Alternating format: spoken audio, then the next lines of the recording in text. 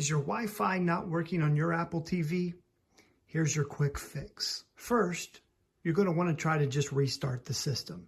To do that, using your remote, you'll click on the Settings app. Once you click on that, you're going to go down to System. Click on System, and then we're going to go here to Restart.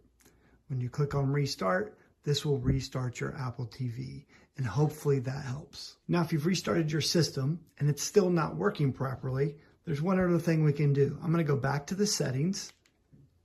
Once here, I'm going to move to Network. When I select Network, I'm going to click on Wi-Fi. You'll see my current Wi-Fi. I will click on that, and then I'm going to click Forget Network.